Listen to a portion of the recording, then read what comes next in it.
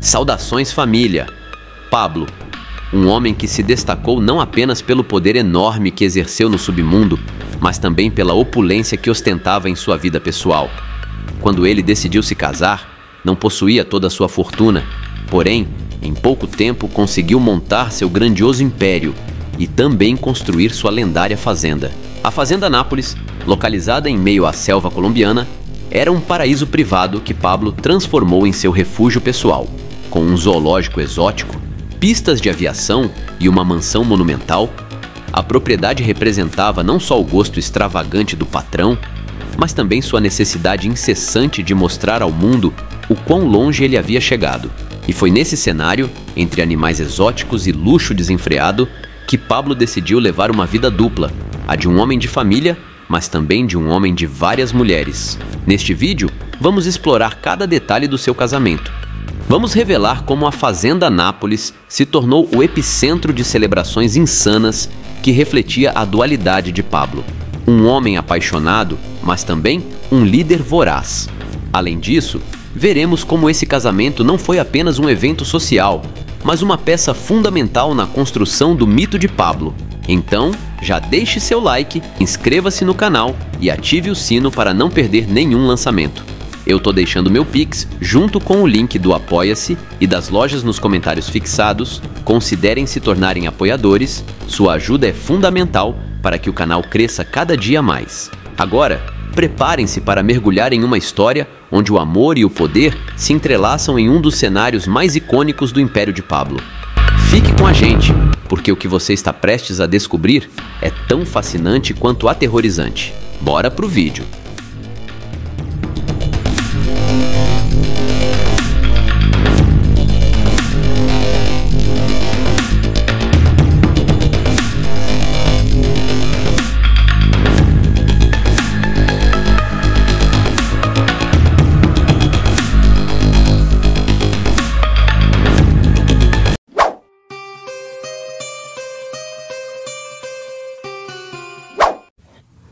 Dona Nora, imagine só, começou Dona Hermilda.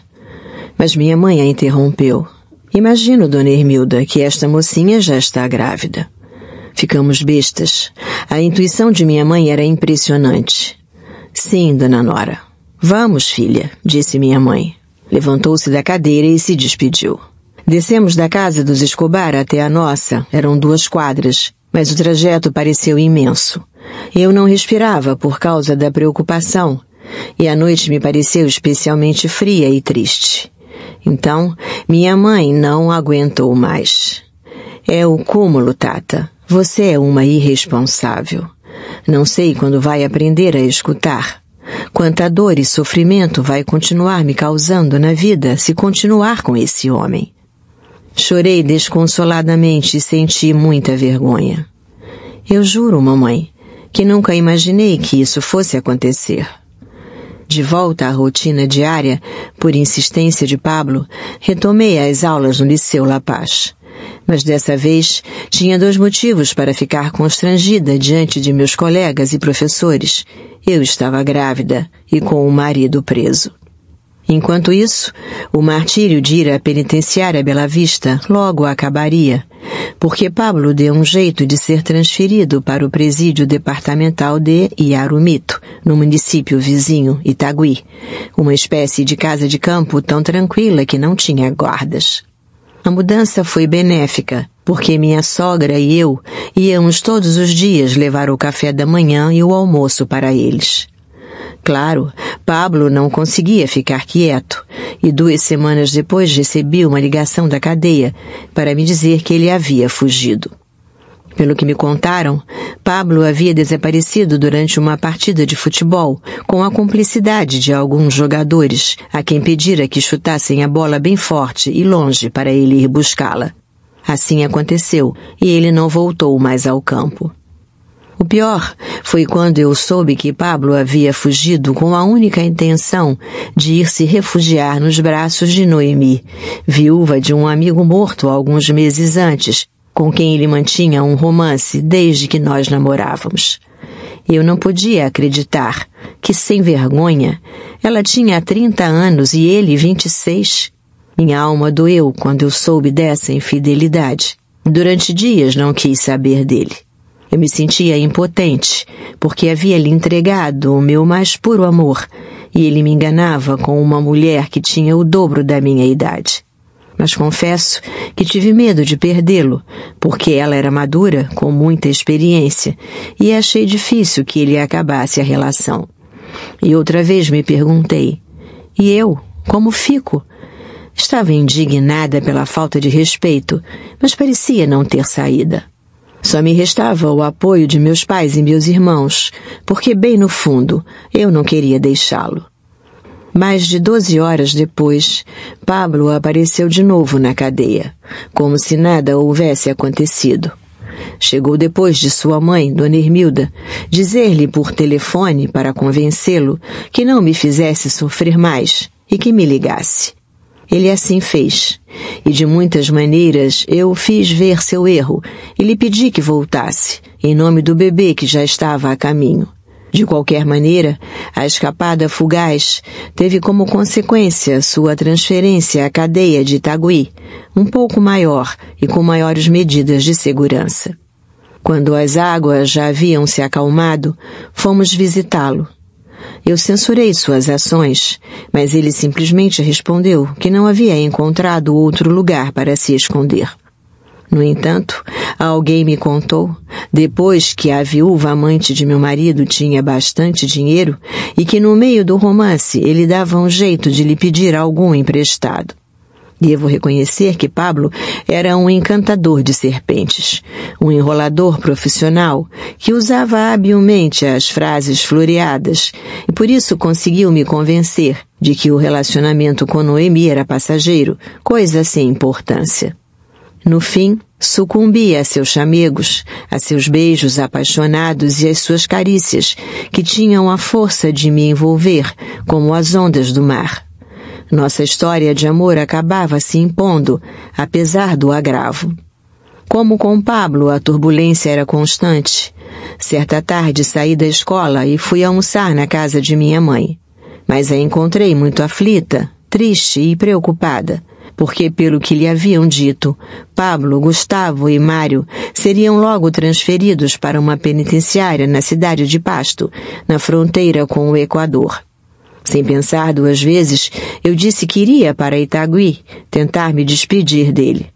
Ela concordou e me deu uma sacola com várias camisas, calças e um pouco de dinheiro para levar para eles. Não tive tempo de trocar de roupa e fui com o uniforme da escola. Quando cheguei à porta da cadeia, muitos soldados formavam um cordão de segurança. Consegui me aproximar e pedi a um deles que me deixasse entrar para entregar o pacote aos detidos. Dei tanto azar que a sacola rasgou e várias peças de roupa e o dinheiro caíram no chão, o que causou certa confusão, pois nesse momento os 3 réus estavam saindo. Tudo aconteceu muito depressa e me assustei, porque um militar me cutucou com o fuzil quando me agachei para pegar o que tinha caído. Quando tudo acabou, só consegui ver Pablo a bordo do caminhão que o levaria ao aeroporto Olaya Herrera. Como eu havia ido com um carro de minha mãe, saí atrás deles e consegui ficar em um dos terraços do terminal aéreo. No fim, Pablo subiu a escada do avião e, na distância, com as mãos algemadas, disse-me adeus. Foi horrível. Ainda hoje é impactante recordar o drama angustiante que vivi naquele dia. Eu me sentia impotente, desolada, sem marido, sem ter onde morar, sem norte. Tinha 15 anos de idade e 2 meses de gravidez. Estava muito sensível. Voltei à casa de meus pais com o coração apertado e chorando desconsoladamente. Poucos dias depois, decidi ir a Pasto visitar Pablo. Era uma longa viagem por ar e terra. Minha sogra se ofereceu para me acompanhar, e dessa primeira vez saímos ao meio-dia de uma sexta-feira, depois das aulas. Fomos de avião de Medellín a Cali, e dali de ônibus a noite inteira até Pasto, onde chegamos na madrugada do sábado. Eu estava cansada e com muito enjoo, coisa normal em meu estado. Fomos à praça do mercado comprar as coisas de que Pablo gostava e preparamos um almoço para levar para ele. Depois, comemos com ele dentro da cadeia. A conversa foi curta, dolorosa, triste. Não sabíamos quanto tempo duraria sua detenção, e por isso minha incerteza era infinita. Pablo devia perceber minha angústia, porque fazia esforços inúteis para me acalmar. Fique tranquila, Tata. Esse pesadelo vai acabar logo. Não se preocupe, dizia em tom tranquilo, com o mesmo semblante de muitas outras vezes, mesmo quando a água lhe chegava até o pescoço. À tarde, ao fim da visita, chorei por ter que o deixar, por ter que voltar a Medellín, pela dura travessia que me esperava. Nas semanas seguintes repeti a rotina, algumas vezes acompanhada por Dona Hermilda. Eu adorava ir vê-lo, mas sofria muito, porque estava grávida e as visitas à cadeia eram horríveis. Horas e horas de fila, exausta, com enjoo, uns cheiros horríveis, vômitos. Éramos 500 pessoas tentando visitar os presos, e a revista era infame. E para acúmulo dos males, Dona Hermilda não era muito gentil comigo. E o tempo todo tinha atitudes hostis, fazia comentários desagradáveis e dizia frases com duplo sentido. Era uma tortura. Eu sabia o que ela pensava sobre mim, que eu não era mulher para seu filho. O esforço de ir com tanta frequência a Pasto, somado à ansiedade e à exaustão, cobrariam seu preço. E um belo dia, o ginecologista me proibiu de viajar, porque eu estava com 5 quilos a menos que antes de engravidar, e o risco para a vida do bebê era enorme. Foi o que eu disse a Pablo, mas ele não entendeu a gravidade do que estava acontecendo. Você não me quer visitar, não me ama, disse queixoso no pátio da cadeia por onde caminhávamos. Apesar da advertência do médico, continuei indo a Pasto, mas as condições melhoraram de uma hora para outra, porque Pablo deu um jeito de conseguir que o deixassem sair da cadeia aos fins de semana e ficarmos em uma suíte de 2 quartos, sala de estar, sala de jantar e cozinha no hotel Morasurco, o melhor e mais tradicional de Pasto. Eu e ele ficávamos em um dos quartos, e no outro minha sogra, ou quem estivesse me acompanhando. Nesses momentos efêmeros eu me sentia realizada. O romance era total. Lembro que em um desses fins de semana eu faria 16 anos e comemorei no hotel com Pablo. Tocou o meu coração o momento em que ele me dedicou a canção Muñequita Negra, interpretada pelo cantor mexicano José Alfredo Jiménez. A letra era linda e Pablo a cantarolava. Duérmete comigo, duérmete em mis brazos, que tanto te quieren porque son tu abrigo. Cierra tus ojitos, calla tu boquita, y acurrucadita, como ya dije, duérmete feliz. Olvida que el mundo va a ser cruel contigo, y piensa que nunca en la vida tendrás que sufrir. Durma comigo, durma em meus braços que tanto a amam, porque são seu abrigo. Feche seus olhinhos, cale sua boquinha, e aconchegadinha, como já disse, durma feliz. Esqueça que o mundo lhe será cruel e pense que nunca na vida terá que sofrer. Por fim, em novembro de 1976, 5 meses depois de sua prisão, ficamos muito felizes porque Pablo saiu da cadeia, segundo ele, absolvido de todas as acusações. Agora sim, vamos começar uma nova vida, meu amor. Eu serei o melhor marido e um grande pai, prometo, disse ele, quando chegou de Pasto ao bairro La Paz. Contudo, o panorama era muito incerto. O médico que me atendia ordenou repouso total, pois eu estava muito fraca e existia a possibilidade de o bebê morrer se nascesse naquele momento. Decidimos então mudarmos-nos para a casa de meus pais, que nos cederam um quarto principal. Fiquei de cama durante o mês e meio seguinte, atendida por minha inigualável mãe, que cuidava de mim com esmero, mesmo sem esconder sua contrariedade em relação a Pablo. Era tão notório seu desgosto que um dia ela me perguntou se ele me ameaçava, pois não conseguia entender por que eu não o deixava. Minha resposta foi simples: Mãe, estou com ele porque eu o amo. No entanto, morar com os sogros com sua mulher grávida não era uma opção para Pablo. Notava-se seu desconforto. Mas nesse pouco tempo ele manteve uma relação cordial com meu pai, minha mãe e meus irmãos. O assunto se resolveu 2 meses depois, em janeiro de 1977, quando ele alugou um apartamento bem pequeno no bairro La Candelaria, perto do Parque de El Poblado. Nós nos mudamos em um fim de semana e, evidentemente, na mudança não puderam faltar os móveis Luís XV. Foi uma verdadeira tortura acomodá-los. O único jeito foi pôr a sala de jantar na área social e a sala de estar em um dos quartos, com o inconveniente de que não dava para abrir as portas do armário.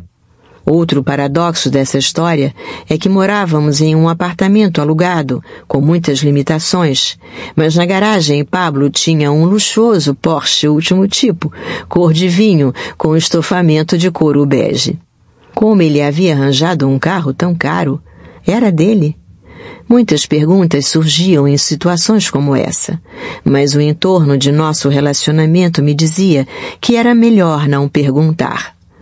Essas sempre foram as contradições de meu marido, que, faltando apenas 20 dias para eu dar à luz, comprou a geladeira que tanta falta nos fazia. Devo reconhecer que na parte final da gravidez, Pablo cuidou de todos os detalhes do parto. Acho que nesse momento ele concluiu que eu havia me comportado muito bem com ele quando esteve na cadeia e que por conta do sacrifício de ir visitá-lo em Pasto, minha saúde havia se deteriorado. Foram umas poucas semanas de tranquilidade e sossego. Assim chegou o dia 24 de fevereiro de 1977, dia do nascimento de meu primeiro filho. Eu estava no 1º ano do ensino médio e naquela manhã fui à escola porque tinha aula de matemática e prova de inglês com um professor terrível. Quando me levantei, senti alguns sintomas que indicaram que o bebê estava perto de nascer, mas preferi não perder a prova e ganhar um 0 e depois ter meu filho. Como fui inconsciente, isso só demonstrava a minha imaturidade, que não me permitiu estabelecer prioridades em relação a meu estado de saúde. Contudo, na prova de inglês tirei 6, ou seja, só o necessário para passar. Quando o professor José Muelas, nós o chamávamos assim, porque ele tinha uns dentes enormes que pareciam sair da boca quando falava, me entregou a nota, eu me levantei e disse: Professor, tenho que ir porque a bolsa rompeu. Disse com voz entrecortada, porque as constantes contrações mal me permitiam levantar da carteira. Não é hora de pedir para sair, Vitória, respondeu ele sem entender o que eu havia dito. Meus colegas de classe, uns 25, começaram a protestar em voz alta e mostraram ao professor que ao lado de minha carteira havia uma poça d'água. Uma colega se ofereceu para ir à sala dos professores para pedir que me deixassem sair do colégio, porque eu estava prestes a dar à luz. Por fim me deram a autorização, e com fortes dores andei 2 quadras até a casa de minha mãe, mas tinha que parar a cada 10 segundos por causa das contrações. Quando cheguei, minha avó, que viera de Palmira para receber seu bisneto, meus pais e meus irmãos estavam me esperando. Fomos para a clínica de El Rosário, no centro de Medellín, mas antes eu pedi que passássemos para pegar Pablo no apartamento de La Candelaria. Tudo aconteceu muito depressa, porque meia hora depois de chegar ao hospital, o bebê nasceu. E à 1h da tarde eu já estava ligando para as minhas amigas da escola para lhes dar a notícia e dizer que fossem me visitar. Não pode ser! Você acabou de sair da escola. Está mentindo, Tata, disse uma colega de classe. Pablo ficou ao meu lado o tempo todo. Via-se sua felicidade por ter tido um filho homem. No dia seguinte, uma funcionária do cartório entrou no quarto e, como meu marido não estava naquele momento, aproveitei para dar-lhe o nome de Juan Pablo. Assim, realizei meu antigo desejo de pôr em meu primeiro filho o mesmo nome do personagem principal da novela Esmeralda. Claro, quando o Pablo soube, não gostou muito de eu ter posto o nome composto em seu filho, porque várias vezes já havíamos falado sobre isso, e ele queria que se chamasse simplesmente Pablo. Os médicos me deram alta 2 dias depois, e voltamos ao apartamento em La Candelaria. Eu logo disse a Pablo que estava decidida a acabar os estudos, porque faltavam apenas 2 anos para eu me formar. De modo que voltei ao colégio 3 semanas depois, porque queria aproveitar que minha mãe cuidaria do bebê enquanto eu estudasse. Durante esse período, Pablo saía para dar voltas de moto com seus amigos, comprava-me rosas e nos fins de semana cuidava de Juan Pablo, conversava com ele, cantava canções, chamava-o carinhosamente de Juanjo ou Gregory e gostava de levá-lo para passear de carro conversível. Mas, como nada é perfeito na vida, Pablo costumava desaparecer com bastante frequência, porque dizia que ia trabalhar. Só que esse trabalhar incluía estar com outras mulheres boa parte do tempo, de dia e de noite. Afora isso, ele se esmerava para estar presente nos assuntos básicos de nosso lar. Quase imperceptivelmente, nossa vida haveria de mudar por conta da progressiva melhora da situação financeira de Pablo e de seu primo Gustavo. De uma hora para outra, notei que o crescimento da fortuna de meu marido era constante e que as penúrias estavam começando a ficar no passado. Assim, no primeiro trimestre de 1978, ele comprou por 3 milhões de pesos, $76 mil da época, uma casa no bairro Provenza, uma área em franco desenvolvimento na parte de cima, na Rua 10, no coração de El Poblado. Era uma casa com piscina, vários quartos, garagem e um hall muito grande com vitrais gigantes. Lá foram parar os antiquados móveis Luís XV, de que tanto o Pablo e eu gostávamos, e como o espaço era mais amplo, acomodei-os melhor que pude. Quando nos mudamos para a nossa casa nova, Pablo montou um escritório no primeiro quarto, que ficava na entrada, onde ele e Gustavo começaram a atender todo tipo de pessoas. Imagino que tinham a ver com seus negócios, por isso eu não aparecia por lá. Meu irmão Mário deve ter percebido que esses visitantes nos causariam problemas e sugeriu a Pablo que mudasse o escritório para outro lugar, porque achava um erro misturar os negócios com a vida privada.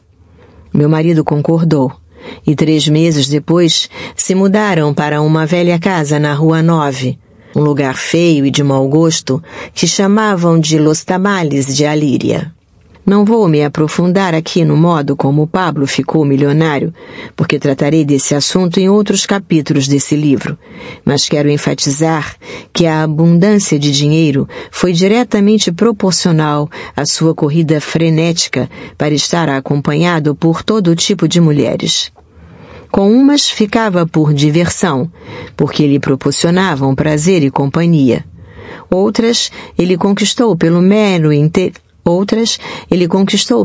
interesse de favorecer seus negócios, e com outras manteve intensos romances, porque estrategicamente eram fundamentais para ter acesso a segredos de Estado. Mas posso afirmar com certeza que nem com umas, e muito menos com outras, nosso casamento esteve em perigo em algum momento. Assim, a partir de 1978 e durante os 10 anos seguintes, Pablo ficou imensamente rico e seu poder econômico lhe permitiu, primeiro, incursionar no mundo do automobilismo, por meio de suas participações na Copa Renault de 1979 e 1980. Depois, implementou diversas obras sociais para favorecer as classes mais necessitadas e fomentou o esporte por meio da construção de dezenas de campos de futebol. Também criou o império da Fazenda Nápoles, no Madalena Médio Antioquense, e não aguentava de vontade de participar da política, em que sonhava chegar muito longe, como de fato chegou, até que fracassou, e esse foi seu fim. Em todos esses cenários de sua vida, sempre meu marido esteve cercado de mulheres. Os negócios e ocupações de Pablo prosperavam. Era notável. Mas eu não tinha consciência de onde provinha o dinheiro, pois era ainda uma adolescente e jovem ingênua de família. Em um contexto social machista, no qual o papel da mulher se circunscrevia ao cuidado exclusivo dos filhos e do lar, não a opinar sobre o que o homem de casa fazia ou deixava de fazer para sustentar sua família. Eu aproveitei a bonança para estudar, viajar para muitos lugares de meu país e do mundo, e comparecer às melhores feiras de design de interiores e de moda na Itália e na França, pois sonhava em ser uma profissional respeitada e reconhecida, mas não consegui.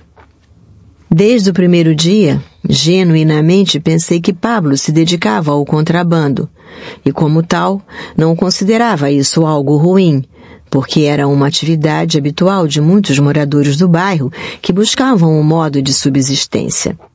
Quando namorávamos, em algum momento, vi Pablo vender roupa íntima San Michel no bairro. Minha mãe, inclusive, ia até Maicao, na fronteira com a Venezuela, e trazia perfumes, tecidos e outras mercadorias para vender em sua lojinha. Esse sempre havia sido um negócio próspero que beirava o ilegal, mas era aceito, porque as autoridades não o perseguiam. Ainda hoje é uma prática que não tem a mesma conotação que o tráfico de entorpecentes. Pablo nunca me disse de um jeito solene, explícito, que era traficante de narcóticos, e eu também não saberia dizer quando ele passou do contrabando ao narcotráfico. Para Pablo, nunca houve espaço para mim no terreno profissional. Eu existia para outro âmbito. Era uma divisão de papéis rígida e infranqueável. De um lado, ele e seus negócios, e de outro nós, sua família. Naqueles primeiros anos, eu nunca pensei que suas atividades fossem especialmente perigosas, nem ruins. Simplesmente não era tema de conversa, fosse por despreocupação ou por ignorância. Em meu entorno, não se falava de drogas, nem de cocaína, e muito menos do cartel de Medellín. Meu deslumbramento com Pablo não me permitiu elucidar qual poderia ser o futuro. Como dizia, o ano de 1978 marcou a decolagem econômica de Pablo e saltou à vista de todos de uma hora para outra como uma espécie de efeito Alka-Seltzer. A primeira coisa que Pablo e Gustavo fizeram foi se interessar por competições de motocross. Disputaram várias corridas em uma pista conhecida como Foreza, nos arredores de Sofasa, montadora de veículos franceses Renault, situada em Envigado. Durante alguns meses, ele tirou proveito de sua potente motocicleta IT 200 cilindradas, mas logo descobriria uma aventura mais emocionante: corridas de carro. O brinquedo do novo milionário se tornaria uma paixão que duraria cerca de 2 anos. Naquela época, havia competições informais nos arredores de Medellín, como na incipiente Via Las Palmas ou na subida para Santa Helena, onde os pilotos buscavam as melhores marcas, especialmente em corridas contra o tempo. Pablo dirigia seu potente Porsche e era bem evidente que sentia atração por velocidades extremas. Como é comum que uma coisa leve a outra, o gosto pelas corridas de carros levaria Pablo e Gustavo a ampliar seus horizontes, porque justamente nesse ano, e pela primeira vez, as normas da prestigiosa Copa Renault, que ocorria todos os domingos no Autódromo Internacional de Bogotá e algumas vezes em Cali e Medellín, permitiram a participação de pilotos novatos. Literalmente, Pablo e Gustavo, mas mais Pablo, gastaram os tubos. Adquiriram uma frota de veículos Renault 4. Alugaram durante o ano de 1979 inteiro o último andar do Hotel Hilton, no Centro Internacional de Bogotá. e boa parte desse ano, ele e Gustavo foram no sábado de helicóptero a Bogotá. Hospedaram-se no Hilton, competiram no domingo e voltaram para Medellín na segunda-feira de manhã. Fomos juntos algumas vezes, de helicóptero ou de avião, mas na maioria das vezes eles foram sozinhos para a capital. Até aí, tudo ia muito bem, mas não podia faltar o ingrediente de sempre, as mulheres. Elas chegaram por meio de duas jovens que corriam em uma das categorias da Copa Renault. Uma delas era cantora do programa musical El Show de Jimmy, e sua rápida amizade com Pablo se traduziu em fins de semana, quando eu não ia para Bogotá, de festas intermináveis no Hilton, às quais montes de mulheres compareciam. Os foliões contavam com reforços, como Hector Roldan, patrocinador da equipe Roldanautos, que em novembro de 1979 foi campeão na categoria Novatos com o piloto Álvaro Merria. Pelo que eu soube, tempos depois, Pablo e Roldan, que já eram velhos conhecidos, deram rédea solta a seu gosto desmedido por mulheres e fizeram farras memoráveis no Hilton.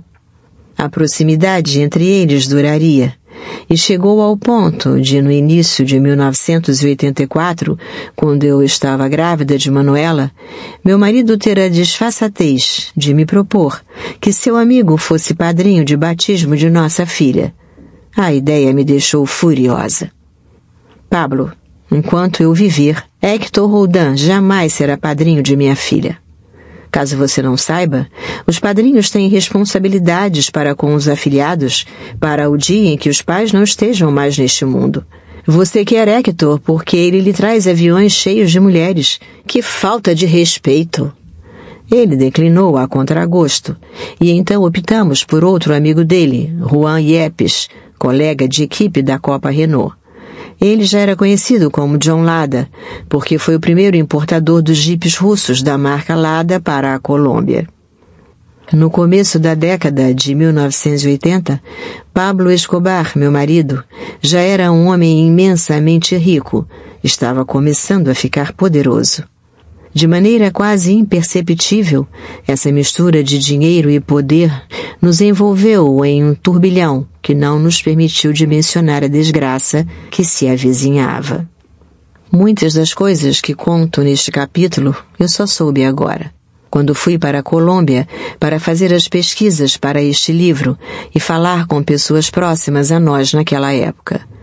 E tive grandes surpresas, porque descobri que, por exemplo, tia Inês havia escondido de mim inúmeros episódios de infidelidade de Pablo, para que eu não sofresse. Eu também soube que ele ordenara a seus homens, inclusive sob ameaça, que tomassem muito cuidado e não me contassem nada de suas aventuras. Falando em cumplicidades e silêncios para favorecer as infidelidades de Pablo, lembro com amargura o papel que teve Alba Marina, sua irmã, encarregada de organizar suas festas, atender às suas amantes e lhes comprar presentes. Fiquei indignada ao saber que ela o encobria, mas me abalou ainda mais o que aconteceu no Residências Tequendama, 4 dias depois da morte de Pablo, quando os Escobar foram nos visitar.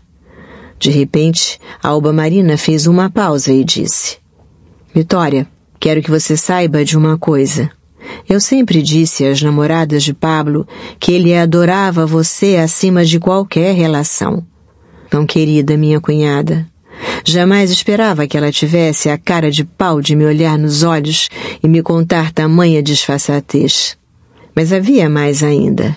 Apesar da dor que me embargava, esquecendo o meu papel de esposa e mãe, meus parentes por afinidade começaram a contar todos os episódios de infidelidade que eu desconhecia. Para imaginar como foi vergonhoso, até Dona Hermilda interveio.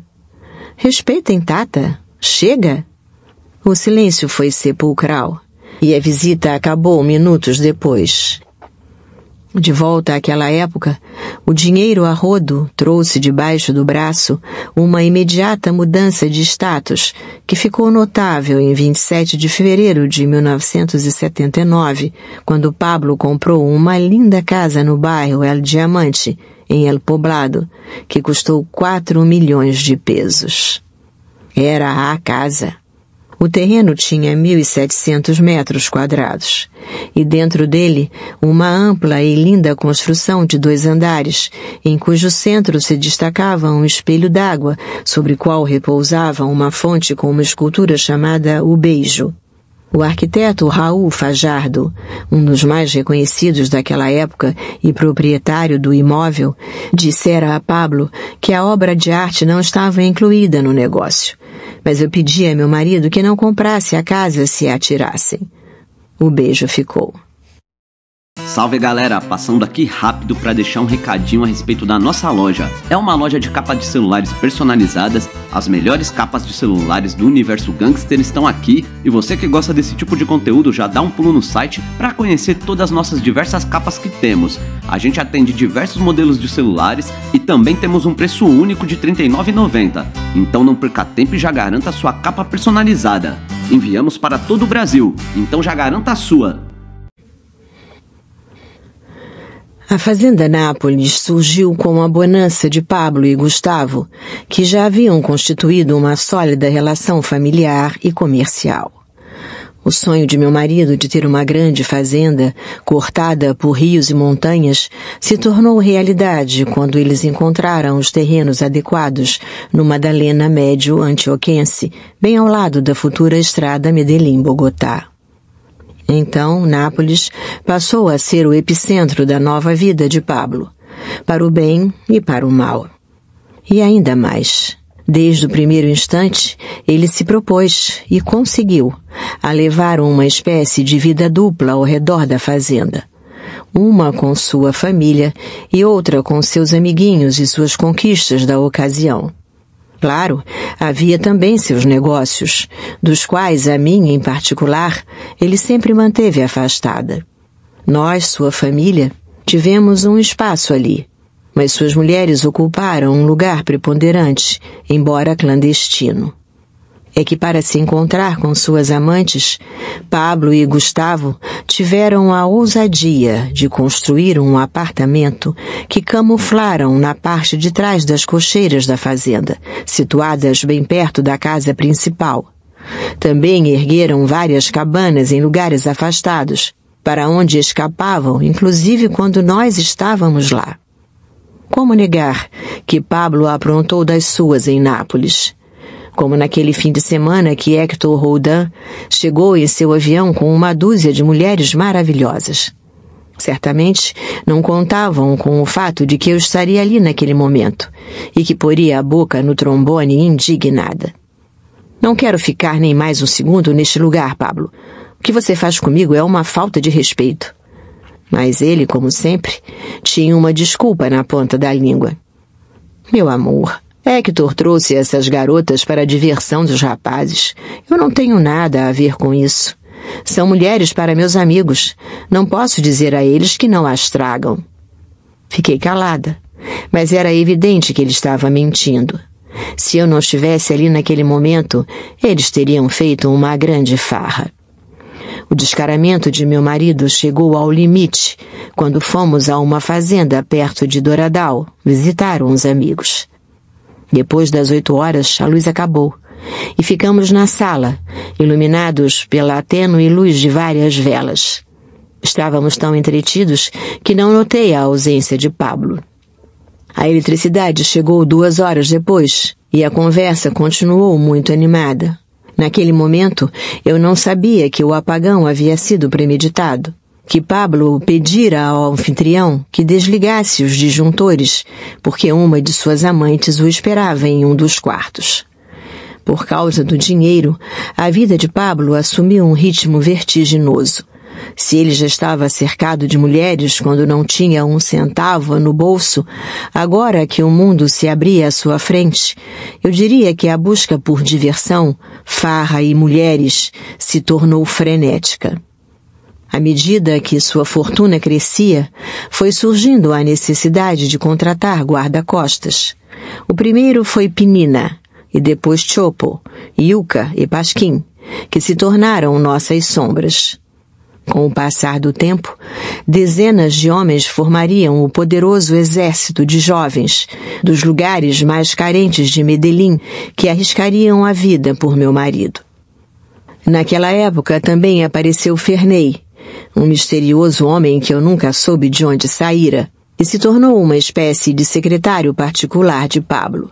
Era pau para toda a obra, que funcionava às mil maravilhas para nós, porque resolvia tudo. Mas, tempos depois, eu soube que entre suas muitas outras funções, também estava a de agradar as amantes de Pablo. Ele lhes comprava presentes caros, mesmo que tivessem que ser trazidos do exterior. Mandava fazer serenata, enviava flores, acompanhava-as ao cabeleireiro, dava-lhes dinheiro e as distraía enquanto o chefe não chegava. No entorno de meu marido também comecei a observar a discreta presença de Jerônimo, um belo jovem de 17 anos, habitante do município de La Estrella, em que eu sentia confiança porque Pablo me dizia que com ele se sentia bem acompanhado, e por isso o levava a todo lado. Tempos depois, eu saberia que, na realidade, ele era encarregado de arranjar mulheres de todo tipo para meu marido, e sua proximidade chegou ao ponto de, em alguns momentos, os dois dividirem o mesmo leito com elas. Eles se conheceram certa noite na sorveteria La Turquesa, quando meu marido fora visitar Luiz Ângela, uma loura espetacular de olhos verdes, talvez a mulher mais bonita daquele município em quem tinha interesse. Não era a primeira vez que Pablo ia a esse lugar. Daquela vez, chegou em uma caravana de 3 carros com uma dezena de homens ao seu redor. Pablo mandou fechar o bar e pagou o consumo dos presentes com a única intenção de impressionar a garota que o encantava. Conquistar Luiz Ângela se tornou uma espécie de desafio para meu marido, que começou a frequentar La Estrella várias vezes por semana, quase sempre depois da meia-noite. Ela se fazia de difícil, e isso o enlouquecia, a ponto de, certo sábado, mandar Ferney ao parque principal de Envigado para contratar todos os músicos que encontrasse e levá-los ao La Turquesa, onde ele estava com ela. Um longo tempo depois, seu desejo se realizou, e Ferney chegou com um ônibus lotado de músicos, que se revezaram para tocar boleros, rancheiras e valenatos até às 4 horas da manhã. Dali foram curar a bebedeira em um restaurante no município vizinho, Caldas, onde Pablo pagou a conta de todos os clientes. A imagem que queria projetar de rico, poderoso e farrista funcionou, porque Luiz Ângela caiu rendida a seus pés. Mas por pouco tempo, porque o romance se desgastou 2 meses depois, e embora ele gostasse muito dela, não tardou a procurar outra para substituí-la. Essa história de andar pelas ruas não duraria muito, porque Pablo decidiu que havia chegado a hora de ter um apartamento de solteiro, e por isso comprou a luxuosa cobertura de um edifício situado na Avenida Colômbia, e em cujo primeiro andar funcionavam pistas de gelo e um boliche. Esse primeiro esconderijo seria conhecido entre Pablo e seus escoltas pelo código La Escarcha, e ficava situado a meros 100 metros da entrada principal da 4ª Brigada do Exército. Como nessa época Pablo ainda não era procurado pela justiça, os soldados o deixavam passar, quando as ruas adjacentes estavam bloqueadas por tropas militares. Ele era visto como um simples morador que chegava a seu apartamento acompanhado por lindas mulheres. Assim, as farras se tornaram diárias, e nos locais que frequentava, ele era visto como um rei, pois gastava a rodo, e se tornou o cliente mais popular das discotecas Gênesis e Aquários, na moda naquela época no setor de Las Palmas.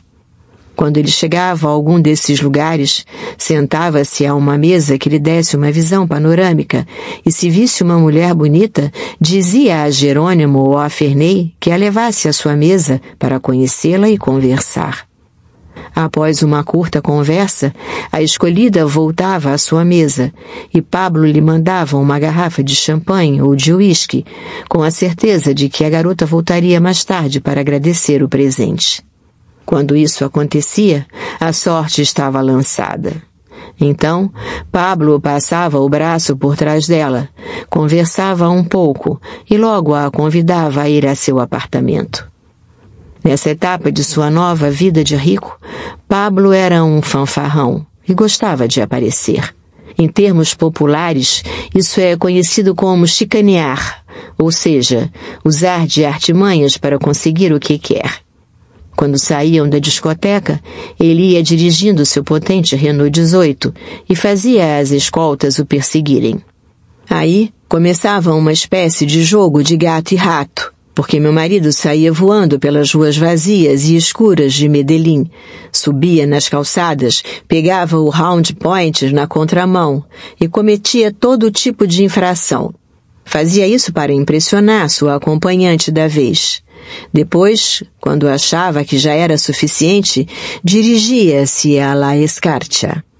Também era comum que em um desses lugares de farra, Pablo fosse cercado por garotas de todo tipo, que se divertiam de graça porque ele pagava suas contas. Horas mais tarde, algumas delas, as mais bonitas e voluptuosas, eram convidadas a ir a seu apartamento. Claro, músicos não podiam faltar, e com muita frequência chegavam orquestras, mariachis e trios. Nunca antes a cobertura comprada por meu marido havia tido tanta atividade, porque as festas quase sempre acabavam entre as 4 e 5 horas da madrugada.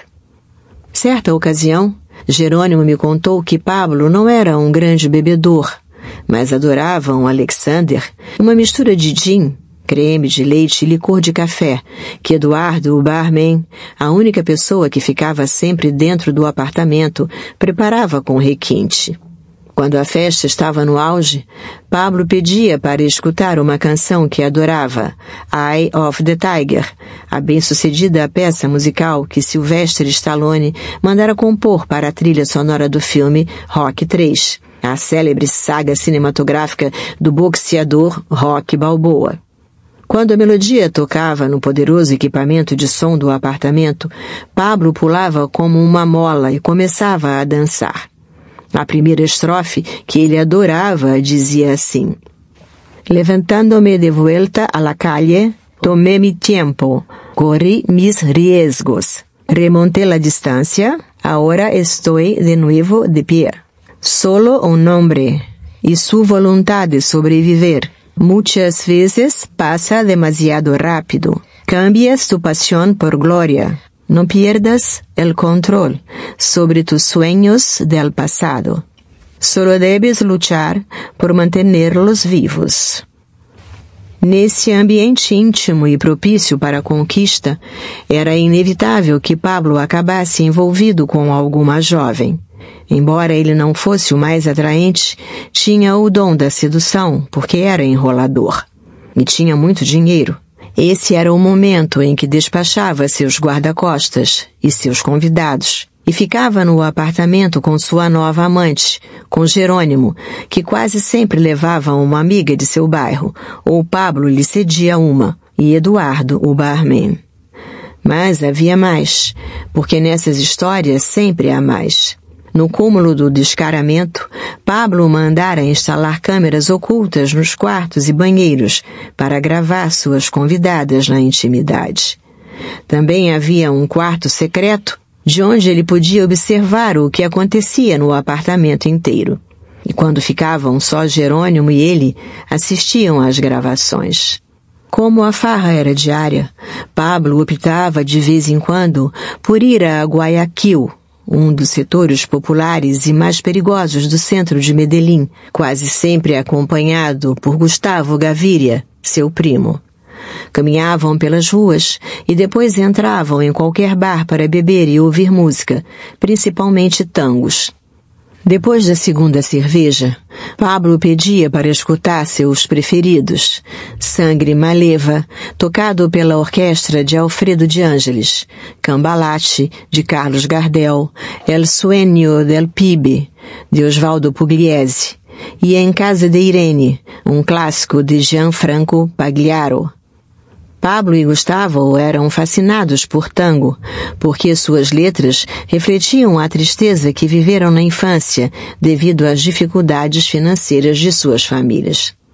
Independentemente da intensidade da farra daqueles anos, meu marido sempre chegava em casa com o jornal El Colombiano debaixo do braço e ia deitar depois de ler as manchetes e as principais notícias. Jerônimo me contava que ele era obsessivo no cumprimento de seu lema: não dormir na rua, porque tinha um lugar aonde chegar. Por isso ele nunca ficou em La Escarcha, além das 5 horas da manhã, e embora mesmo que a farra ainda estivesse viva. Por ordem de Pablo, Jerônimo ou o barman ficavam lá até que o apartamento estivesse vazio. Durante essa época de discotecas e farra, agora sei que Pablo teve muitas namoradas ocasionais, com quem curtiu 1, 2 semanas, 1 mês, 2 meses, mas nunca as levou a sério. Tudo isso mudaria certa noite de meados de 1981, quando ele conheceu Wendy Chavarriaga Gil.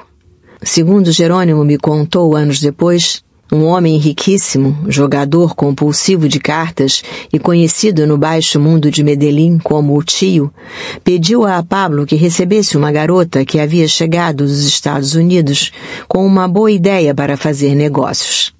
Meu marido aceitou e disse ao Tio que a esperaria no boliche que ficava no térreo do edifício onde ele tinha seu apartamento de solteiro. Pablo não imaginava que sua convidada chegaria com uma morena de olhos verdes, corpo espetacular, 1,85 m de altura e 28 anos de idade. Era Wendy.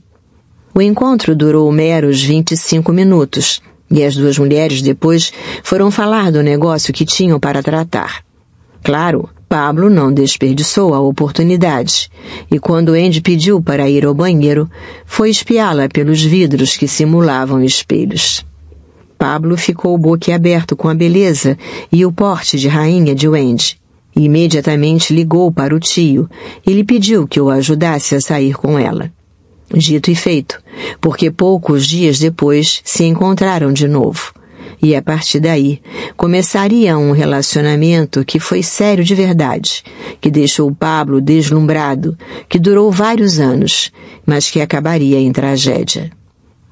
Wendy era diferente das outras mulheres que haviam estado com meu marido. Em geral, elas eram mocinhas de classe média baixa que queriam resolver sua situação financeira. A nova conquista de meu marido era de alto nível, rica, com um luxuoso apartamento em um dos melhores lugares de El Poblado. Pablo tinha tanta consciência disso que um dia, no começo do relacionamento com Wendy, disse a Jerônimo: "Sou um campeão." Era a primeira mulher a quem não tinha que dar presente nenhum, nem carro, nem casa, nem dinheiro. Ela tinha tudo. Mas, para acelerar a conquista, de qualquer maneira, ele lhe deu um Renault 18. A paixão de Pablo por Wendy foi tão intensa que praticamente todos os dias ele ia vê-la em Altos de São Lucas, onde ela morava sozinha, e saía de lá às 4 ou 5 horas da manhã. Uma rotina que incomodava sobremaneira suas escoltas, que tinham esperar na rua até ele sair. O cúmulo do descaramento de meu marido era que sua amante morava a meros 2 quarteirões de nossa casa, nos arredores do Clube Campestre de Medellín. Mas ele era tão habilidoso para administrar sua vida dupla que eu demoraria muito tempo para perceber. Lembro que ele chegava todos os dias às 7 horas da noite e nos sentávamos à mesa com Juan Pablo, que devia ter um pouco mais de 4 anos. Era uma espécie de ritual compartilhar esse momento em família. Depois do jantar, Pablo ia brincar no quarto do menino com os sofisticados brinquedos que havia lhe dado, como aviões, carros de corrida e helicópteros, quase todos trazidos do exterior. Ele lhe explicava para que serviam e como funcionavam. E como já nessa época íamos à fazenda Nápoles de helicóptero, notava-se que o menino estava começando a entender do que se tratava. Mas esse momento de descontração era interrompido por Pablo, que invariavelmente dizia que deveria ir porque tinha reuniões importantes em seu escritório ou em algum lugar de Medellín. Juan Pablo começava a chorar pela ausência do pai, mas ele o acalmava com a promessa de que voltaria logo. Já eu sentia muita tristeza por não poder compartilhar uma noite com meu marido, ver um filme, conversar. Esse foi um vazio que me acompanhou por anos. Patroa, acho que esse foi o único momento em que seu reinado cambaleou. Tínhamos pena de vê-la toda inocente, mas não podíamos lhe dizer nada porque ele nos proibira. Resumiu Jerônimo, cúmplice direto das andanças de meu marido. O círculo que cercava Pablo me impedia de saber o que ele fazia. Mas a verdade é que, apesar de sua astúcia para esconder sua vida dupla, em não poucas ocasiões, eu acabei sabendo de suas infidelidades. Essa história de que as mulheres têm um sexto sentido para perceber as coisas se aplicou daquela vez em que fui visitá-lo de surpresa em seu escritório no programa Antioquia al Dia, em uma casa que ele alugara em Loma de los Balsos, em El Poblado. Quando cheguei à sede do noticiário, chamou-me a atenção o refinado estilo de tudo ali, mas principalmente da sala de meu marido, que claramente havia sido decorada por alguém de muito bom gosto. Minha intuição me disse que ali devia haver a mão de uma namorada de Pablo. Eu não estava enganada, mas, como quase sempre, só confirmaria isso muito tempo depois. Já naquela época, meu marido havia iniciado a sério sua carreira política e se dedicava às campanhas porque queria ser congressista. Alguém lhe dissera que um jeito eficaz de fazer isso seria tendo seu próprio noticiário, e por isso ele montou Antioquia al Dia, o telejornal diário que ia ao ar ao meio-dia em um espaço alugado no canal Tele Medellín. Intrigada, comecei a averiguar quem havia feito a decoração e quem era o dono, ou a dona, da casa onde o Antioquia al Dia funcionava. Mas me chamou a atenção o fato de que as respostas eram evasivas. De tanto perguntar e ligar pontos, porém, consegui saber que a casa pertencia a uma mulher conhecida como Andy Chavarriaga, a quem Pablo pagava um aluguel que ela, por sua vez, entregava a seus sobrinhos. Mas não pude confirmar a existência do romance. Minhas suspeitas continuaram, e as confirmei quando uma mulher linda, alta, morena, de olhos verdes, começou a aparecer muito perto de meu marido, candidato, nas concentrações públicas convocadas pela Alternativa Popular, o movimento que promovia Pablo em sua aspiração a chegar à Câmara dos Deputados, nos bairros de Medellín e nos demais municípios do Vale de Aburrá. Era Andy Chavarriaga. Uma de minhas irmãs, que sabia da relação, mas não me havia dito nada para não me ver sofrer, protagonizou um incidente com ela durante uma manifestação na praça principal do município de Envigado. Aconteceu um sábado à tarde, quando Pablo e Jairo Ortega faziam um discurso na varanda de uma casa. Eu estava lá, mas devia estar distraída nesse momento porque não notei nada.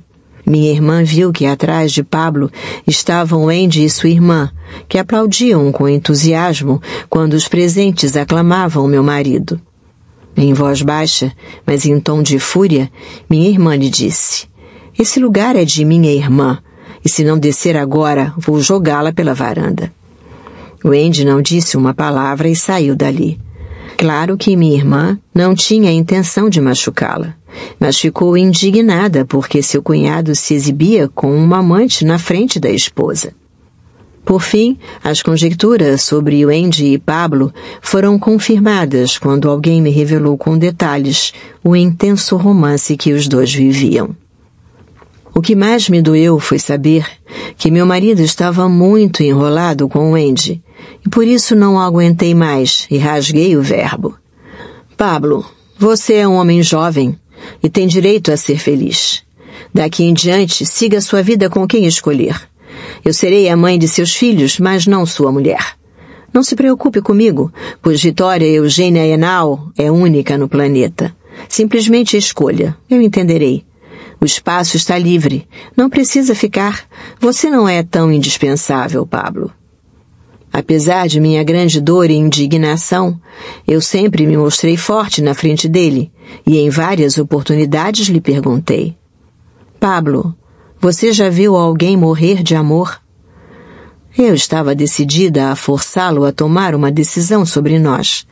Mas devo ressaltar que, embora ele fosse um infiel irredimível, nunca nos agredimos, física nem verbalmente, e sempre foi possível conversarmos, apesar de como era doloroso falar de infidelidade. Claro, era um diálogo estéril, porque ele tinha resposta para tudo, e suas frases, com uma palavra a mais ou a menos, eram repetitivas, de efeito. Não, meu amor, você está enganada. Não deixe que os outros encham sua cabeça de fofocas. Eu não a deixarei, por motivo nenhum. Muitos querem nos ver separados, mas não vão conseguir. Claro que eu não acreditei, e deixei de falar com ele durante vários dias. Mas Pablo continuava defendendo sua inocência e tentava me convencer de que eu era muito importante para ele. Era tanta a sua insistência que um dia me convidou a ir a uma festa na casa de um amigo dele e veio com uma história de que seria muito importante para nosso futuro eu ir. Aceitei a contragosto e fomos à fazenda El Pomar, na parte de cima de Envigado, propriedade de Pablo Correia, um rico narcotraficante amigo de meu marido.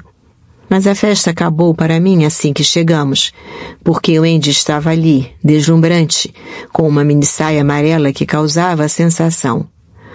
Pablo ficou ao meu lado o tempo todo, demonstrando-me com fatos que eu estava acima de Wendy, de qualquer rainha, de qualquer uma.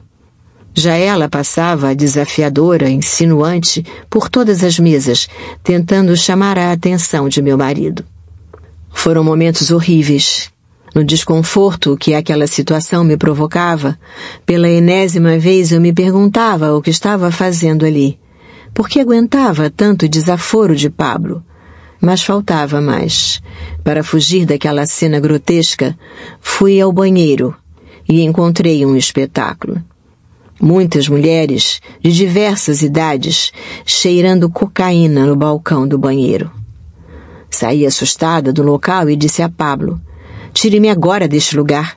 Não posso ficar nem mais um minuto aqui." Ele deve ter visto minha cara de fúria, porque imediatamente fomos para o carro e saímos dali, seguidos por 3 veículos lotados de guarda-costas. "Pablo, se esse é o lugar aonde tenho que estar, esqueça-me, porque eu não sou a pessoa adequada. Se eu tiver que ficar nesse ambiente pesado para poder estar ao seu lado, é melhor você ficar com Andy, que certamente acompanhará seu ritmo. Não conte comigo para isso." "Não, meu amor, eu prometo. Eu estarei nos espaços que você escolher." Essas poucas palavras conseguiam acalmar as águas. Pablo queria conservar todas as suas mulheres, e conseguia. Apesar de suas constantes aventuras, ele se virava para continuar sendo o romântico de sempre, o marido detalhista que após cada infidelidade me dava flores amarelas, o homem apaixonado que se esmerava na intimidade. Enquanto isso, a campanha para o Congresso avançava de vento em popa e as eleições regionais estavam próximas. Pablo demonstrava cansaço devido ao corre-corre diário, que incluía visitar bairros, fazer discursos, falar com as pessoas. Por isso, propôs que fôssemos passar uns dias em Miami. Assim foi, e chegamos ao Hotel Omni, situado em Biscayne Boulevard, uma área exclusiva da Cidade do Sol, que na parte de baixo tinha um shopping imenso, muito confortável para nós, porque Juan Pablo se distraía ali e eu podia subir na hora do almoço para dormir um pouco. Naquela época estávamos tentando fazer que o menino largasse a mamadeira. E Pablo teve a ideia de propor que se despedisse dela, porque ela viajaria em um balão inflado com hélio. Sem entender muito, Juan Pablo aceitou, e de fato a mamadeira foi lentamente em direção às nuvens. Quando se deu conta de que sua mamadeira havia ido embora e não voltaria mais, Juan Pablo chorou desconsolado um tempo, mas logo se acalmou e não a pediu mais. A estratégia funcionou. O passeio foi divertido, ameno e familiar, até que Pablo disse que tinha que ir a Nova York se encontrar com uns porto-riquenhos com quem ia fazer negócios. Não dei maior importância ao assunto e ele voltou 3 dias depois com um presente. Um lindo estojo de pó compacto, redondo, de ouro, com safiras, com o meu nome gravado. Ainda o tenho. Sobreviveu às bombas, às perseguições, à guerra. Meses depois, eu descobriria que Pablo havia mentido e que, na realidade, fora se encontrar com Andy e que ela escolhera o estojo para mim. Falando nos Estados Unidos, quero contar sobre outras viagens de Pablo a esse país, antes de tirarem seu visto em 1983.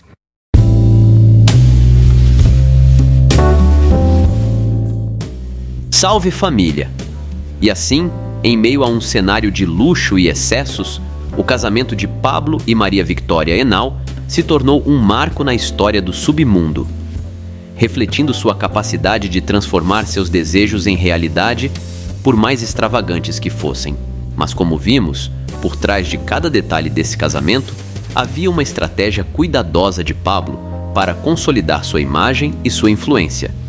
A Fazenda Nápoles, com toda a sua grandiosidade, não foi apenas o palco de momentos felizes em família, mas também o símbolo do domínio que Pablo exercia sobre tudo ao seu redor, inclusive sobre a própria Colômbia. Ao olharmos para trás, fica claro que este casamento foi mais do que uma união de 2 pessoas. Foi uma aliança entre poder, amor e desejo, em um cenário que, para muitos, parecia saído de um conto de fadas, mas que, na realidade, escondia a face de um dos homens mais temidos do mundo. Obrigado por acompanhar esta história até o final. Se você gostou do vídeo, não se esqueça de deixar seu like, compartilhar com seus amigos e se inscrever no canal para mais conteúdos como este. Nos vemos no próximo capítulo desta saga incrível. Até a próxima!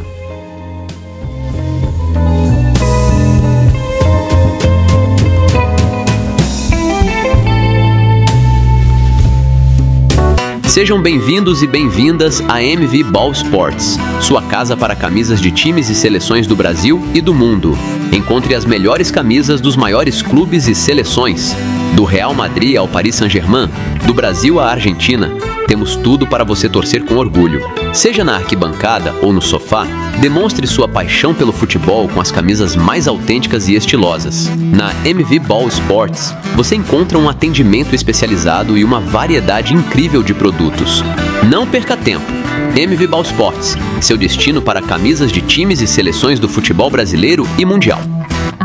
Salve família! Se você acompanha e gosta do meu trabalho, eu preciso muito da ajuda de vocês. Dá um pulo lá no Apoia-se e se torne um de nossos investigadores daqui do canal. Valeu família!